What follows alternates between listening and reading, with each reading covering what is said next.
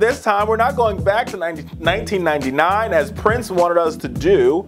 We're gonna party like it's 2006.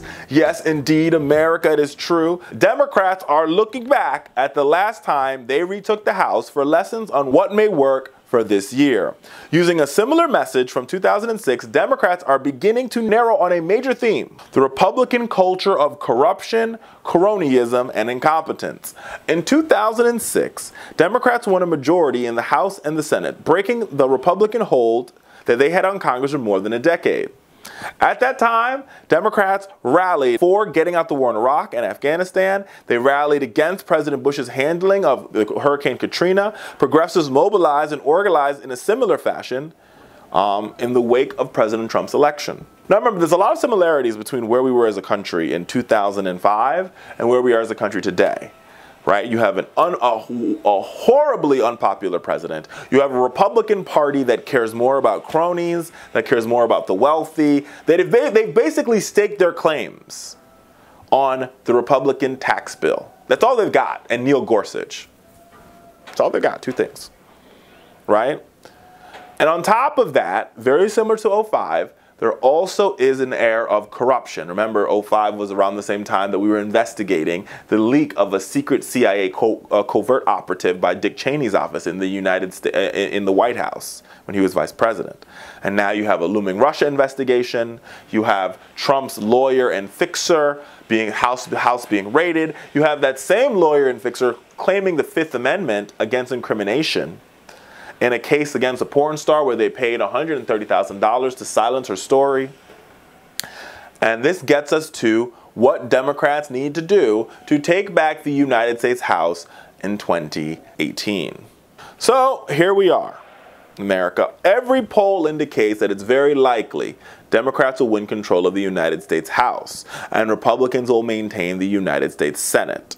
In the Senate, we have a very tough map. So let's deal with the Senate first, then we're going to come back to the House in just a minute.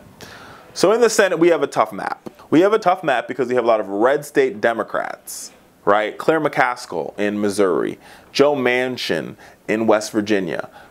All of these are going to be really tough places for Democrats. But with that being said, Republicans also have some turf they've got to defend that they didn't expect. In Texas, Republicans will have to spend millions of dollars to ensure that Ted Cruz gets reelected against Bento, who has become a progressive hero and a rock star in the Lone Star State. Remember, America, the voting demographics have changed, y'all.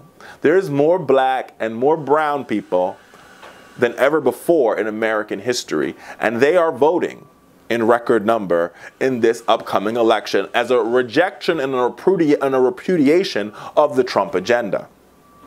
So Ted Cruz is like a nervous Nelly, especially because you have a Democrat in Texas within striking distance of Ted Cruz, meaning that if the Democrats are having a really good night and Democrat enthusiasm is at an all-time high and Democratic voters are feeling the wind of righteousness on their backs, the righteous wind on their backs, it could mean an end to the Ted Cruz Senate era. Praise God. Right? And then you also have other places where Democrats have a chance. Democrats have a chance to pick up a Senate seat in Arizona. They have a chance to pick up a Senate seat in Nevada. And they also have a chance to pick up a Senate seat in Tennessee, where the former two-term governor, is running for a Senate seat against Marsha Blackburn, who has a low name ID and does not have support from the sitting senator from that state, Bob Corker. This could be murky waters for the Republicans. Now, America, here's what you need to know as to why Democrats think they have a shot of winning this sucker.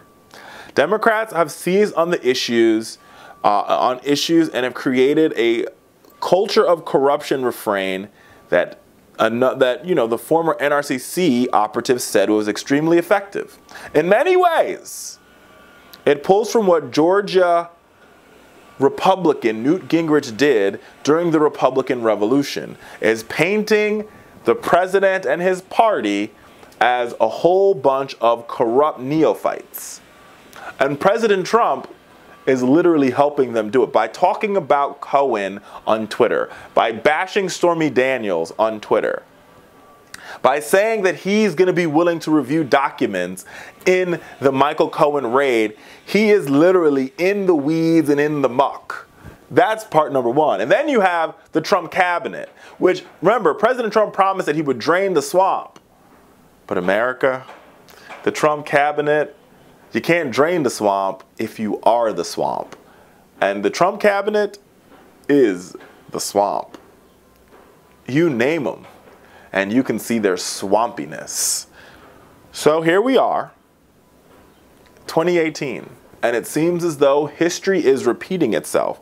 And Democrats are going back to their old playbook in 2016 to figure out how we win the United States House of Representatives.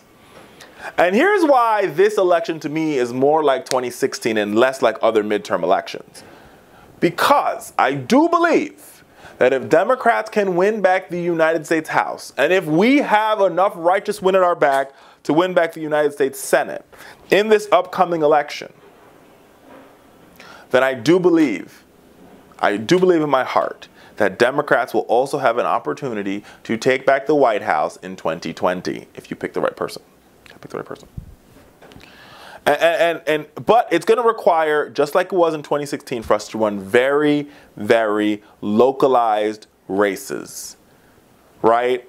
Very localized races. And on top of running very localized races, we also need to figure out, we need to force Republicans to spend money where they shouldn't have to spend money. Republicans shouldn't have to spend money in Tennessee, but they're going to have to ensure that they maintain a seat that should be theirs. Republicans shouldn't have to spend money in Arizona, but they're going to have to protect a seat that should be theirs. Republicans shouldn't have to spend money in Nevada, but they will have to protect a seat that should be theirs. And Republicans should not have to spend money in Texas. But guess what, America? They're going to spend money in Texas. And I'm also a big believer in a bottom-up approach, right? So Democrats are used to winning because we vote, like for the past two big times we've won, because we had Barack Obama at the top of the ticket. This time around, this election is going to be driven by localized races and localized enthusiasm. And here's why this is good. Localized, bottom-up, grassroots enthusiasm it's for, first of all, there's a couple things. Number one, it lasts longer. Number two, people are more willing to mobilize around the issues that affect their day-to-day lives than about a figure that they can't touch, that they can't see, that they can't feel. Right? And we saw that take place in the Pennsylvania 18th in the Conor Lamb race, where Conor Lamb blew out his opponent. And we also saw it take place in a special election in Arizona. So yes, indeed, in the Arizona race, the Trent Frank race, which Trent Frank abruptly resigned, and Republican has now taken that seat in a special election. Remember, President Trump won that Arizona district by 21 points. 21 points. That margin now has been closed. The plus or minus, they're still counting votes there in Arizona as we speak, but it will likely come in at 7 or 8 points, meaning that over a year, in a year and a half, Republicans with their leader, President Donald Trump, at the helm of the ship, in places in a very safe Republican district, in the reddest parts of Arizona, the president has long lost over 11 to 12 points. That's a big deal, America. And that should unnerve Republicans.